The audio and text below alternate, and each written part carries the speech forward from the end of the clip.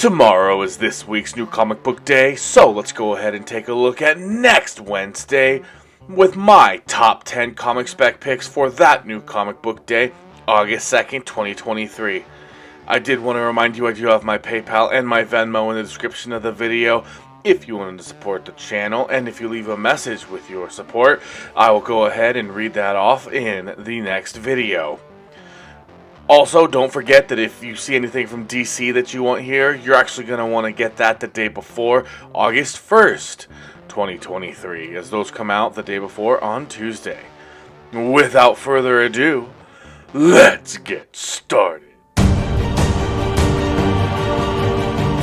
So let's get into these honorable mentions, and the first one is the Amazing Spider-Man Annual #1, the Magneto variant. And this would actually make my top 10 as opposed to the honorable mention if it was an incentive, but it is not. It's a regular price variant, so I don't think there's going to be too much demand for it. But I don't honestly recognize Magneto, so this is the first time I'm really recommending a cover of theirs. So that could be something that, I don't know, is it like their first big art? Let me know in the comments below. And the next one, honorable mention, is Astonishing Iceman #1. I'm not too into Iceman, but I really do like this Scotty Young cover. I think it is awesome. So I think if you're either a fan of Iceman or you're a fan of Scotty Young, you're going to want to go ahead and take a look at this bad boy right here. The next one is Strange Academy Miles Morales #1. Now, this one just happened to not make my top 10. I don't know the value of this. Again, this might be a long-term one that you want to stash at least until the show comes out, because it does mention that there is a mysterious new villain that crashes the Mathletics.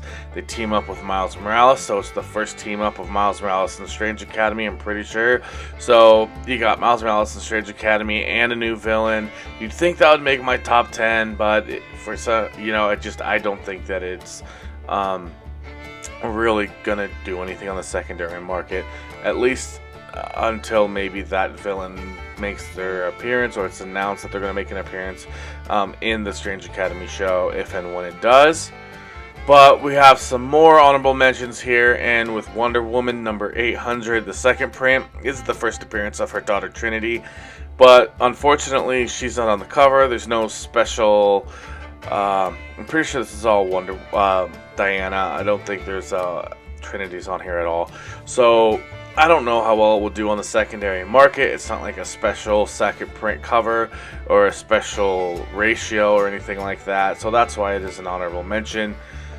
Next up, and okay, so here we go. Now we're getting into number 10, and this is with Star Wars Dark Droids #1. And the reason why it is number 10 for me is because there's a combination of a couple awesome covers and just kind of the story. So apparently there is a virus or something that is going through the droids throughout the galaxy, and I think it's turning them evil or something like that, or killing them. So anyways, I'm really excited to, at least see where they go with this. Who knows? It might be one of the best Star Wars stories we've got from Marvel, and by extension Disney. Then I'll just leave that there. So, combining that with some of these awesome covers, we have Star Wars Dark Droids #1 with the John Tyler Christopher, as usual. He did this awesome C-3PO action figure variant, and it's got a little coin, it looks like, up here. Obviously, it's part of the cover, it's not a real coin. And then we have the foil variant with R2-D2, and I think that one is just gonna be beautiful in person, honestly. So there's my number 10, the Star Wars Dark Droids #1, and my number 9 is going to be Star Wars Insider 220 with Rosario Dawson as Ahsoka Tano. We have Ahsoka coming out, I'm pretty sure it's next month, so everyone, you want to talk about Star Wars, Ahsoka's the only hope. Ahsoka's our Obi-Wan, because Obi-Wan could not be our Obi-Wan because they ruined it. Which is really sad, because I think Deborah Chow did it, and I was really looking forward to it because she killed it in her Mandalorian episodes, I think in season 2. and then she just, you know, crapped the bed when it came to Obi-Wan. So anyway, yeah, you can go ahead and grab this. If you meet Rosario at any of the, I don't know, Star Wars Celebration or D23 that they have, or Comic-Con or anything like that. I mentioned the other ones because they are not really at Comic-Con in San Diego, so who knows what they're going to be doing going forward as far as the Comic-Cons go. So anyways, there's my number 9. If you want to grab one of those, get it signed. Those are always really fun to get signed, and if you can get that signed and graded, that'd be pretty awesome. Alright, number 8, we have the Omega Men, number 3, and I'm pretty sure this is the first appearance of Lobo right here, the main man, and I love Lobo the character. I think Bradley Garrett actually did him in Superman, and then Clancy Brown did Lex Luthor, and that was just an awesome voice cast for that. But anyway, Lobo, awesome character, could be making his way into the DCU. You never know what they're going to be doing, and might be fun to have a facsimile edition of of his first appearance, because, you know, those keys, they're just getting more and more out of reach. But next up at number 7, we have Fantastic Four, number 10, and this one is kind of tricky. So it talks about how there is an alien race who's attempting to escape their dying sun, and so it could be the first appearance of a new alien race. A new caretaker awakens to an empty ship. So I'm not exactly sure what's going on here, but it sounds like there could be some first appearances. So this one actually is kind of the first of the first appearances, other than that Strange Academy one.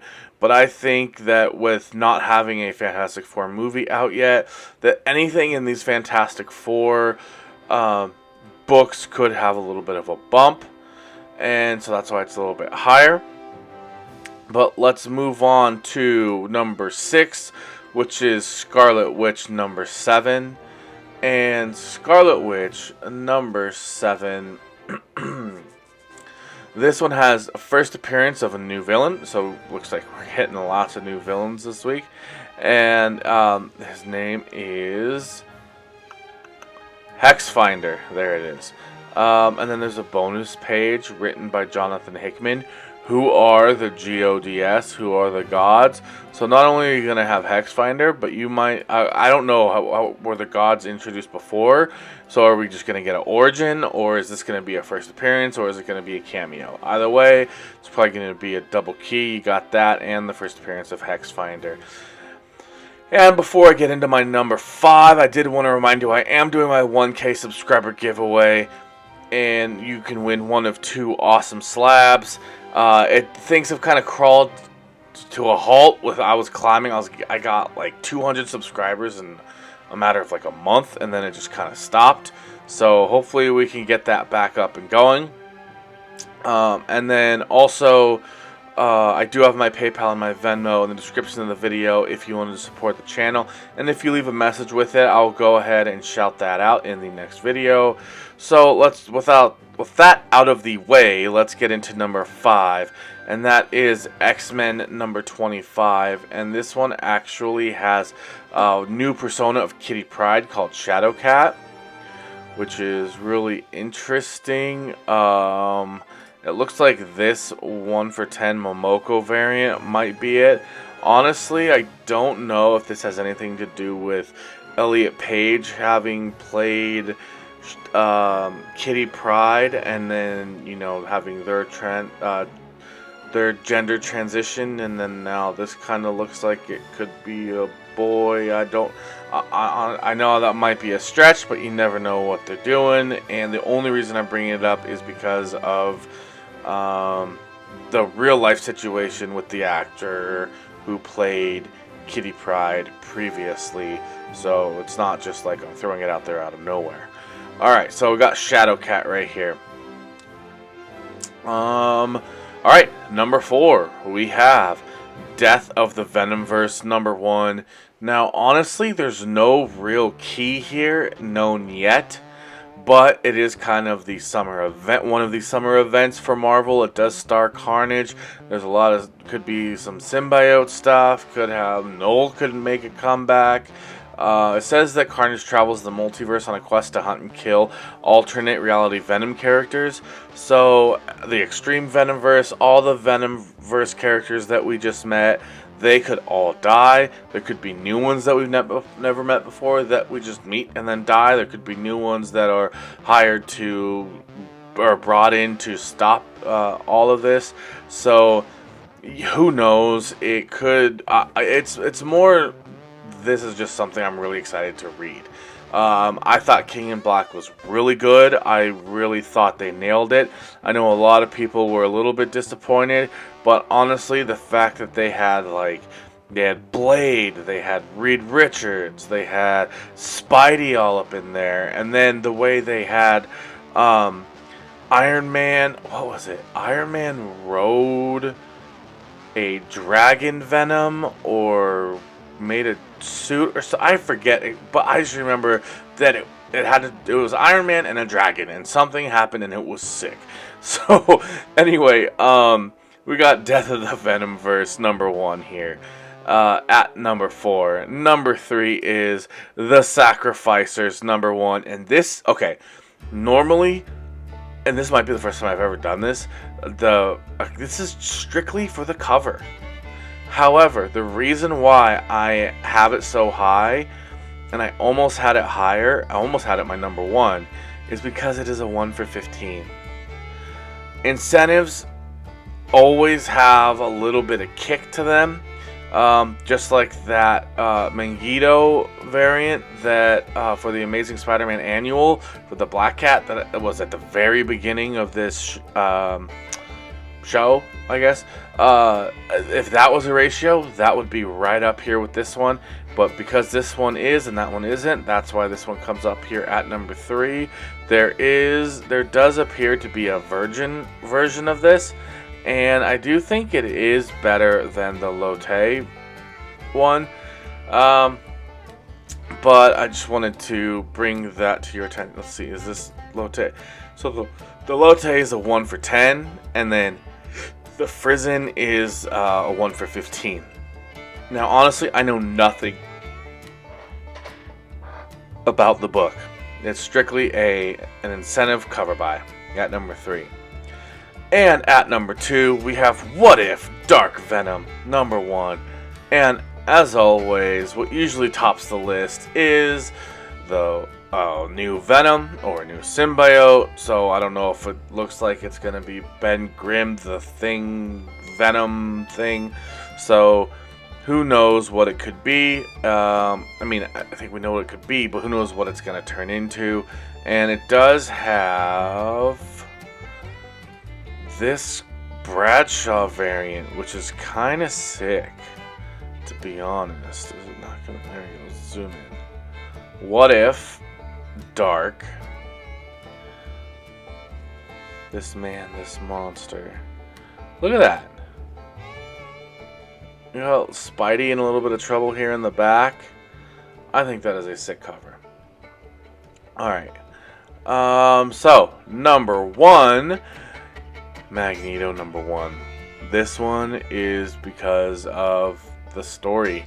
I've been dying for a really good kind of X-Men story, and it says that Professor Xavier has to leave the planet for life-saving treatment. I don't know what happened to him. I don't know if it's from a previous run or not, but it says Magneto inherits the new title, Teacher. So there's New Mutants. So I don't know if it's the New Mutants, because they didn't capitalize the, or if he's just saying the New Mutants under his tutelage. Like, are they new under his tutelage, like new to him? Or are they just new altogether? We don't know. It's going to be a bunch of first appearances. Currently, we know there's one first appearance of Ira, a student of Magneto, and are here. One mutant known. Let's see. Tale that Magneto was right from a certain point of view. Damn you, Obi-Wan. In fact, one mutant known as Rey in her first ever appearance. So there you go. Okay. So if you've made it this far, I assume you kind of like my video. So I just want to give. I think I talked about this in like the last video or 2 videos ago or something like that. But I just want to talk about, okay, from a certain point of view, reminds me of Obi-Wan, right? And that line, as far as Obi-Wan goes, comes from when Luke Skywalker goes, "But you told me my father killed him." And he goes, "Well, what I said was true from a certain point of view." And I think that's why they did the Obi-Wan Kenobi show. The only reason I think the Obi-Wan Kenobi show was made was so that to close the loophole of Obi-Wan straight up lying to Luke. To get that one scene where Anakin says, or I guess he's Vader, "I am not your failure, Obi-Wan. You did not kill Anakin Skywalker. I did." So now, when Obi-Wan, all he's thinking is, Darth, and then he calls him Darth and he leaves. And then when he sees him on the Death Star, he calls him Darth again. So he is Darth, and he says that he confesses to killing Anakin. So that's just like my theory behind Rogue One. The only reason they did Rogue One was to make it make sense why there was that little exhaust thing that Luke could get it in. That it wasn't a design flaw, that it was intentional. Honestly, Rogue One is probably my 5th or 6th favorite Star Wars movie, but I still think that they really only made it so that they could justify that. So you got Obi-Wan and Rogue One, simply just to close loopholes in George Lucas's Star Wars. So yeah, there you go. But anyway, back to comics. My number 1 is Magneto number 1. Alright everybody, that's gonna go ahead and do it for me in this video of my top 10 comic picks for next week's New Comic Book Day, August 2nd, 2023. If you enjoyed this video, which I hope you did, I would greatly appreciate it if you could smash that like button, destroy the subscribe button, and clackety-clack down in the comments and let me know what you thought about this video. And I did want to thank you for making it to the end of the video, and please take care of yourself because I appreciate you, especially those of you who make it long enough to hear this message. Greatly appreciated. One last time, I do have my PayPal and my Venmo. If you want to support the channel, leave a message. I'll read it out next time. I do have my 1K subscriber giveaway. I'm pushing to get there, and you can win one of 2 awesome slabs. So please, take care of yourself. Enjoy the week. Enjoy New Comic Book Day. And until the next video, bye.